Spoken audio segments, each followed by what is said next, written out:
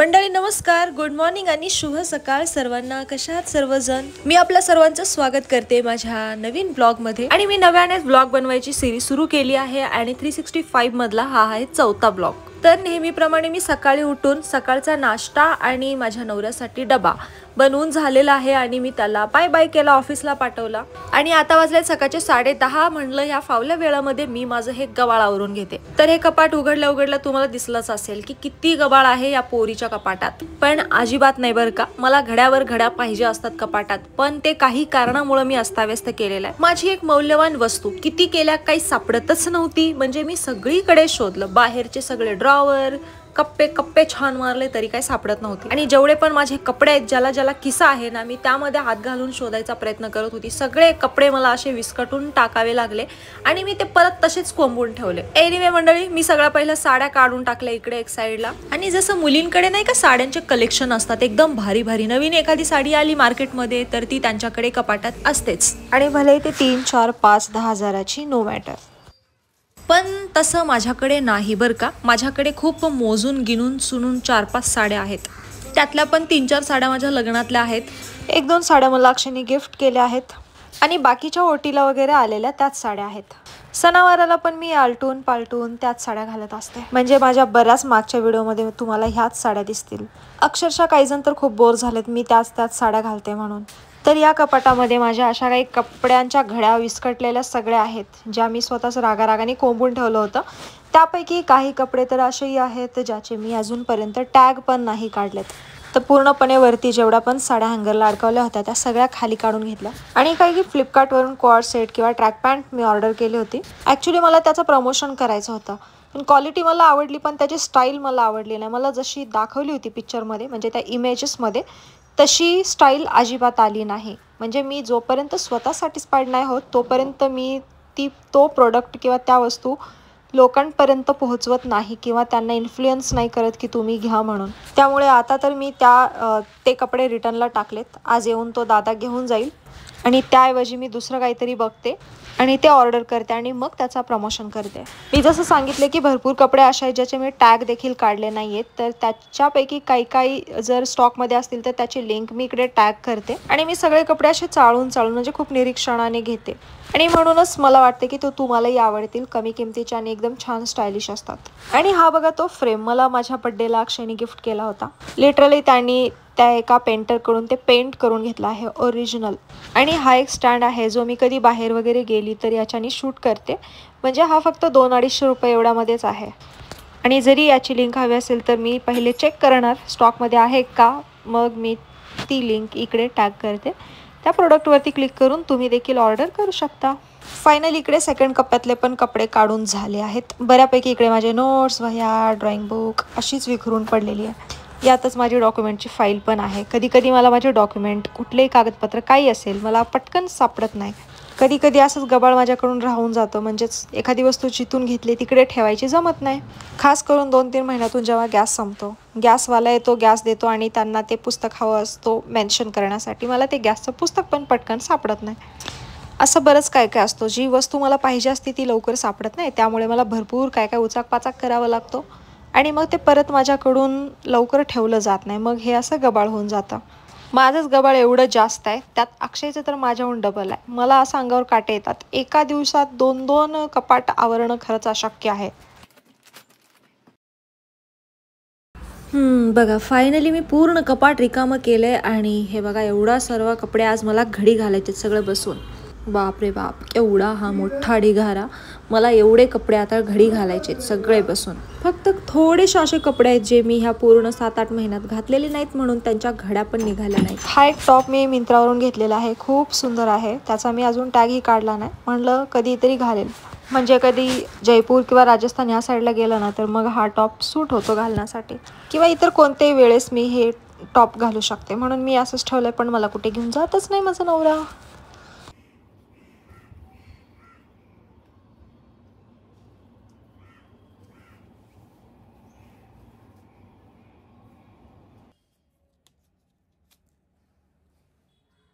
महत्त्वाचं म्हणजे माझ्या ह्या व्लॉगच्या मार्फत तुम्हाला भरपूर काही अशा गोष्टी शिकायला आणि ऐकायला मिळतील ज्या तुमच्याही कामाच्या आहेत. त्यामुळे माझा व्हिडिओ अजिबात स्किप न करता पूर्ण बघा. महत्त्वाचं म्हणजे ऐका.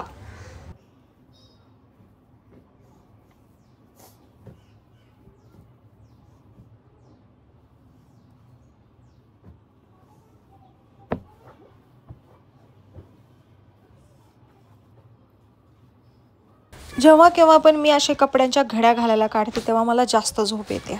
आणि आता मी परत 2 तास झोपून उठले आणि तरी पण माझा आळस गेला नाही. तोंडावर पाणी मारायला पाहिजे होतं पण राहिलं. मस्त जेवण केलं होतं मी सकाळी. घेवड्याची शेंग आणि चपाती बनवली होती. 1.5 चपात्या घेवड्याच्या शेंगाची भाजी खाल्ली आणि मग झोपी गेली होती. आणि मग आता उठले. माझं तोंड बघा कसं दिसतंय, म्हणजे झोपाळू.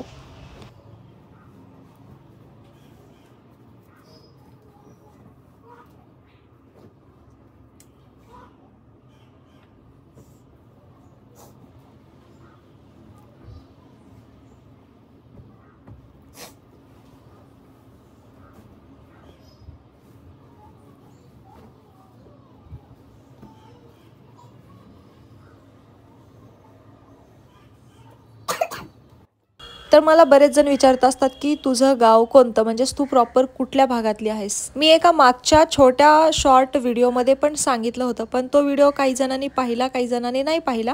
ओके, तर आज मी परत सांगते की माझं गाव, जिकडे माझा जन्म झाला, ते आहे मंगळवेढा तालुक्यातलं शिवणगी म्हणून छोटंसं गाव आहे. तर माझा जन्म आणि 1ली ते 7वी पर्यंतची माझी प्राथमिक शाळा तिथेच कंप्लीट झालेली आहे. त्यानंतरची जी हायस्कूल म्हणजेच 8वी 9वी 10वी आहे ती जागृती विद्या मंदिर, नेहरू नगर, सोलापूर. तर एकदम गावातून परत मी जिल्ह्यामध्ये शिफ्ट झाले. फक्त मीच नाही तर माझ्यासोबत माझे भावंड, आम्ही आई वडील सगळेजण. ते पण माझे वडील शेती करत होते. तर शेती करता करता त्यांना ती शेती काही कर्जामुळे विकावी लागली आणि त्यामुळे त्यांनी थोडीफार सोलापूरमध्ये प्रॉपर्टी घेतली. आमचं स्वतःचं घर घेतलं आणि एक छान असं दुकानही टाकलं होतं. मग आम्ही भावंड सगळेजण एकाच शाळेत होतो. म्हणजे माझी मोठी दिदी फक्त कॉलेजला होती, एक हरिबाई देवकरण म्हणून तिकडे त्या साईडला सोलापूरमध्ये आहे. जे कोणी तिकडे असतील त्यांना माहीत असेल. आणि आम्ही होतो जागृती विद्या मंदिर, नेहरू नगर, सोलापूरला. मी, माझे 2 भाऊ, एक छोटा भाऊ होता अजून, तो अजून लहानच होता. तो अजून कोणत्याच शाळेत जात नव्हता, ना LKG UKG ना कुठला 1ली 2री.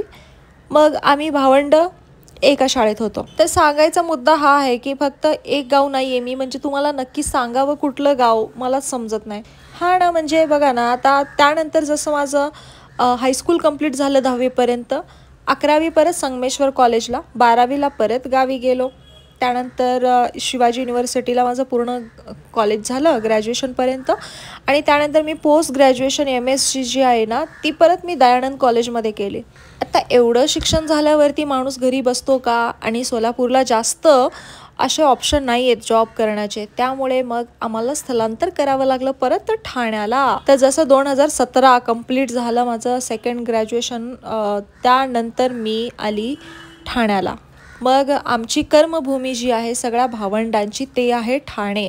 जन्मभूमी आहे मंगळवेढा. ओके, म्हणजे थोडक्यात सांगायचं झालं तर जन्मभूमी मंगळवेढा, तालुका म्हणजे जिल्हा सोलापूरच येणार. आणि सोलापूर मेन सिटीमध्ये तिकडं आमचं हायेस्ट एज्युकेशन म्हणू शकतो. त्यानंतर जे आमचं जॉब आहे आमच्या भावंडांचं, माझं धरून, तर ते आहे ठाणे जिल्हा. आणि ठाण्यामधूनच लग्न करून परत आले पुण्यामध्ये. तर माझं सासर मेन आहे बारामती आणि आम्ही राहतोय पुण्यात. तर आता तुम्हाला यामधलं माझं गाव कुठलं वाटतंय ते तुम्ही समजून घ्या. आणि यामध्ये झाकून ठेवण्यासारखं आणि सगळ्याच गोष्टी फोडून न सांगण्यासारखं काहीच नाही आहे, कारण जे आहे ते बिंदास ओपनली. आणि त्यात मी आहे इन्फ्लुएन्सर म्हटल्यावरती काही गोष्टी तुम्हाला माहीतच असल्या पाहिजे, कारण माझा व्हिडिओ प्रत्येक भागाभागातून पाहिला जातो. तर मला असे भरपूर DM पण येत असतात की पिया दीदी तू तिकडे होती, तू इथे होती, अशा भरपूर. म्हणजे मला हे DM वाचून त्यांना रिप्लाय देण्यात पण फार आनंद होत असतो. तर असं काही हे माझं छोटंसं इंट्रोडक्शन आहे. त्याला छोटं समजा मोठं समजा, तुमच्यावर अवलंबून आहे. कपड्यांच्या घडा घालून घालून खरंच खूप कंटाळा आला होता, मध्ये मध्ये झोप येत होती. त्यामुळे मी उठून मस्त कॉफी पिली. आणि बिचाऱ्या आमच्या बोक्याला काय माहिती काय कुठला कुत्र्याने पकडलंय किंवा काय मांजराने भांडाभांडी केले खाली जाऊन, तर त्याला जखम झालेली आहे. तो तेव्हापासून इतका नर्वस झाला आणि इतका कोमेजून गेलाय, तो एकाच ठिकाणी बसून राहतो. ओके, तर अजून एक सुंदर ड्रेस आहे बरं का. त्याचा हा पॅन्ट आहे. पायजमा ट्राउझर आणि त्याचा हा असा मस्त कुर्ता आहे जो मी फेस्टिव्ह यूजसाठी घेतलेला आहे. याचा कपडा खूप छान आहे, मला कलर तर खूप आवडतो आणि असा कलर आहे ना माझ्यासारख्या रंगाला, म्हणजेच मी ना गोरी आहे ना काळी आहे, मी सावळ्या रंगाची आहे, त्यामुळे मला हा कलर खूप उठून दिसतो. मला मी खिचडी खायला चालू होती का माझ्याबरोबर. तर हा अक्षयचा मध्ये मध्ये आवाज यासाठी येतो, मी तुम्हाला सुरुवातीला म्हणाली अक्षय गेला ऑफिसला. ऑब्व्हियसली हा आहे कालचा व्हिडिओ, पण मी याला व्हॉइस ओव्हर करते दुसऱ्या दिवशी. तर हे कंटेंट असेच असतात, शूट एका टायमाला केला जातो, एडिट एक वेळेस केला जातो आणि त्यानंतर व्हॉइस ओव्हर एका वेळेस केला जातो, मग असतो डाउनलोडिंग आणि अपलोडिंग आणि मग पोस्टिंग.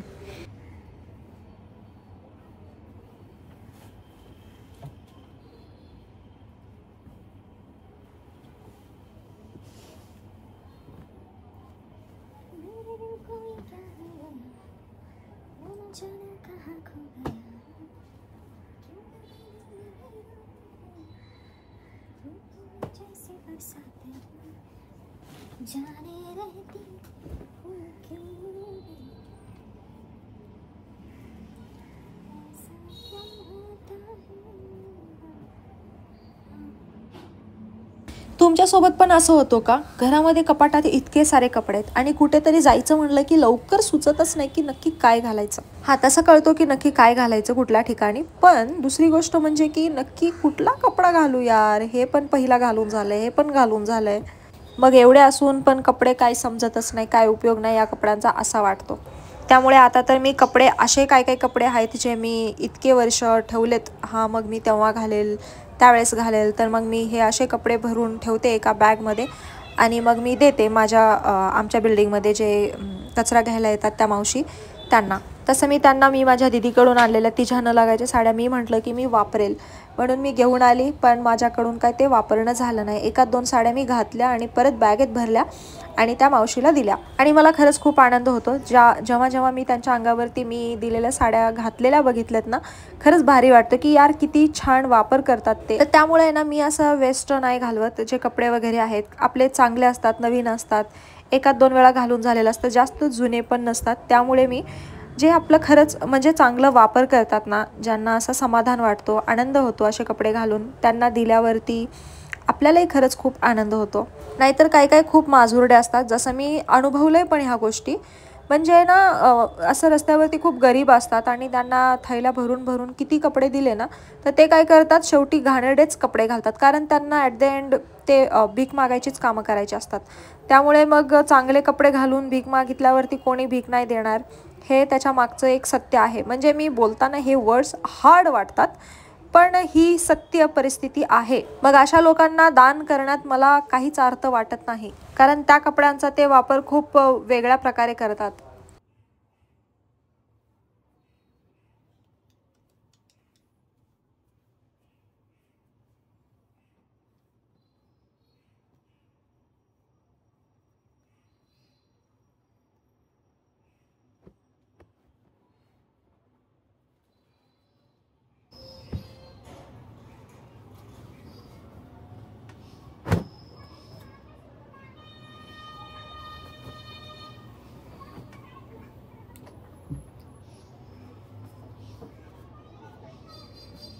आणि मला वाटायचं हे जे डेली व्लॉग बनवतात हे खूप इझी आहे, काय नाही म्हणजे असं करू शकते मी पण नाही बाबा, खरंच सगळं काम खूप खूप म्हणजे खूप तीक्ष्णतेपणे करावं लागतो. आणि हे फक्त कॅमेरा लावून समोर बसून एखादं काम करणं आणि बडबड करणं खूप इझी वाटते, पण अजिबात नाही. यानंतर पण खूप मेहनत असते, एडिटिंगला, व्हॉइस ओव्हरला मेहनत जाते, पोस्ट करताना कॅप्शन काय टाकायचा, भरपूर गोष्टी असतात आणि वेळ पण तितकाच जातो बरं का. अपलोड करायचा बटन दाबला आणि अपलोड झाला असं नाही, 2-2, 3-3 तास हातात फोन घेऊन बसावा लागतो, फोनमध्ये व्हिडिओ अपलोड झाला की नाही झाला. आणि जितका मोठा व्हिडिओ तितका जास्त कष्ट असतो.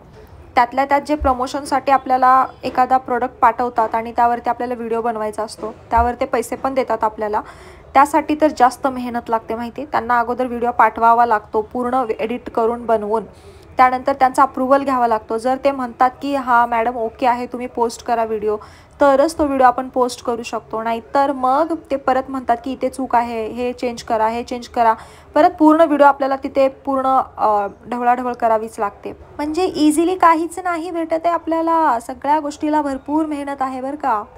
तर हे सगळं मला हे आता सध्या करते ना, तर तेव्हा मला कळलं. मला नाहीतर अगोदर वाटायचं यार कसलं भारी ना, एक व्हिडिओ बनवायचा आणि पैसा घ्यायचा 10-20 हजार, असं नाही. त्यामागे तेवढीच मेहनत आहे. आणि काही जणांना वाटतो ना घरामध्ये जास्त काय काम असतो, घरातली सगळी कामं करून हे करणं म्हणजे अख्खा दिवस असाच जातो. बघा मी तुम्हाला एकदम ऑथेंटिक ओरिजिनल ऑर्गॅनिक गोष्टी सांगते ज्या आहेत सध्याच्या सत्य परिस्थितीमध्ये. म्हणजे एकदम अशा मोठ्या मोठ्या इझी गोष्टी नाही आहेत सगळ्याच, आणि इतकं म्हणजे ज्याला मॅनेज करायला जमतो ना त्यासाठी इतका हार्ड पण नाही, जसं मी करते आता सध्या. माझ्या ब्लॉगच्या मार्फत तुम्हाला भरपूर अशा काही गोष्टी ऐकायला मिळतील ज्या तुमच्या कामाच्या आहेत, त्यामुळे व्हिडिओ अजिबात स्किप न करता पूर्ण बघा.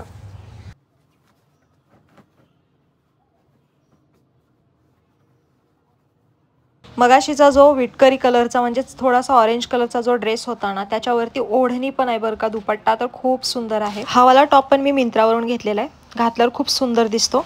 आता आहे का आउट ऑफ स्टॉक झालाय माहित नाही, असेल तर मी त्याला टॅग करते. आता झाले, फक्त थोडेसे राहिलेत. बाकीचे सगळे कपड्यांच्या घड्या घातल्या, न लागायचे बाजूला काढत आहे, आणि जे कपडे धुवायचे आहेत ते पण बाजूला ठेवत आहे. आणि माझी कपडे घालण्याची घड्या घालण्याची एक पद्धत आहे. म्हणजे जसं मॉलमध्ये डीमार्टमध्ये कपडे बघा कशा असतात, एक साईडला एकदम व्यवस्थित दिसतात. मी तिकडनंच शिकली आहे कपड्यांच्या घड्या कशा घालायच्या, आणि त्या खूप छान दिसतात सुटसुटीत. तुम्हाला हे आता नाही दिसणार. माझ्या सगळ्या कपड्यांच्या घड्या घालून झाल्यावर मी तुम्हाला कपाटाचं लुक दाखवते, बघा कसा दिसतो. माझ्याच कपड्यांच्या घड्या घालायला अख्खा अर्धा दिवस गेला, आणि अक्षयचं कपाट अजून बाकी. मला नाही वाटत त्या आजच्या दिवसात कव्हर होणार आहे.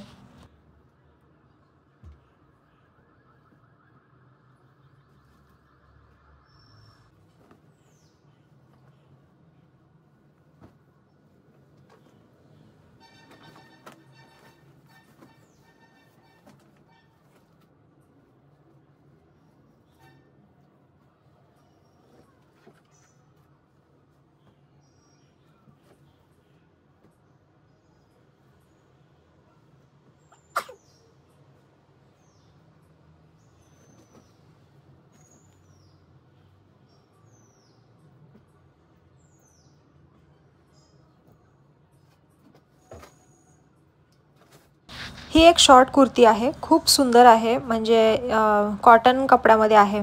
मी एक साईज मोठी घेतली, ती मला थोडी लूज होते, पण तरी पण क्यूट दिसते घातल्यावरती, खूप सुंदर. लाईट येल्लो कलर आणि ब्राउनिश कलरच्या आतमध्ये असे त्याला डिझाईन आहे, खूप सुंदर आहे. याला पण मी टॅग करते, तुम्हाला हवं असेल तर तुम्ही ऑर्डर करू शकता. आणि एक साईज मोठीच करा, छान दिसते.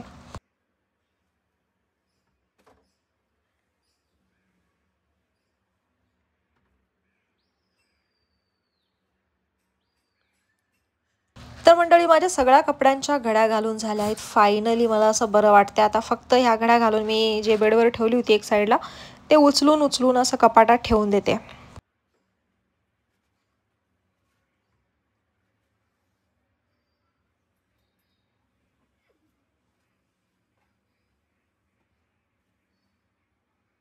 तर आता माझा नवरा पण आलेला आहे घरी. सगळे कपड्यांच्या घड्या घालून ठेवून दिल्या. मी हे तुम्हाला दाखवते कसं दिसतंय. त्या अगोदर जरा हे बघा, माझं थोबाड किती घाण दिसतंय. थोडा आरशात बघून घेते, कारण मुलींना दिवसातून 10 वेळा तरी आरशात मिनिमम 10 वेळा, मॅक्झिमम खूप वेळा असतो आरशात बघणं.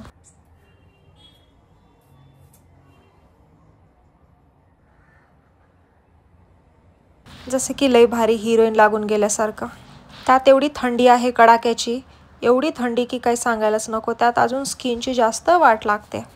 तर मला लागली होती भूक. इकडे माझ्याकडे संत्री होत्या दोन, एक खराब निघाली, एक चांगली आहे, तर त्याला सोलून मी खाते.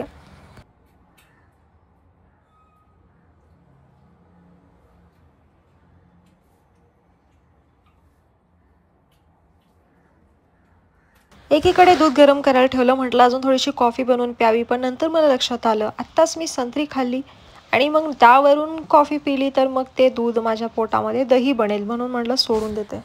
हे बघा, आमचा बोका किती कोमेजलाय. त्याच्या मानेला कुत्र्यानी का मांजरानी माहीत नाही कोणीतरी चावलंय. आज अक्षय याला दवाखान्याला घेऊन जाणार आहे डॉक्टरकडे, आणि याचं तोंड पण सुजलेलं आहे, खूप जास्त कोमेजून गेला आमचा बोका. कसा होता ठणठणीत, पूर्ण अर्ध्याला अर्धा कमी झाला. याला कोण सांगतो काय माहिती बाहेर जायला. ओके, एनिवे, तर अक्षय आला होता हातपाय तोंड धुवून, मग आम्ही गेलो बाहेर काहीतरी खायला. आज मला समोसा चाट खायची खूप इच्छा झाली होती. समोसा आणि समोसा चाट जे रगडा वगैरे घालून देतात, त्यामध्ये गोड आणि आंबट तिखट चटणी असते. इतका मजेदार वाटतो ना मला खायला, म्हणजे एकदम कधी तरच खाते, पण मी मन भरून खाऊन येते.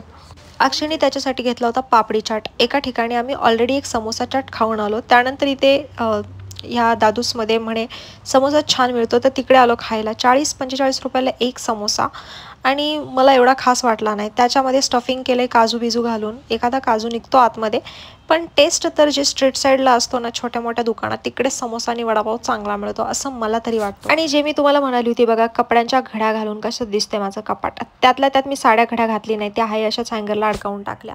तर असा आजचा माझा ओव्हरऑल व्हिडिओ होता मंडळी. नाही म्हणजे खरंच बघा किती सुंदर दिसते आता माझं कपाट. आणि त्यातले कपडे, एक साईडला टी शर्ट, एक साईडला फक्त शर्ट, एक साईडला फक्त पॅन्ट, एक साईडला कुर्ता सेट, आणि मध्ये रोज घालायचे कपडे, आणि वर अशा साड्या. व्हिडिओ तुम्ही शेवटपर्यंत बघितल्याबद्दल मनापासून आभारी आहे. लाईक कॉमेंट करायला विसरू नका. भेटू परत. Bye bye. Take care.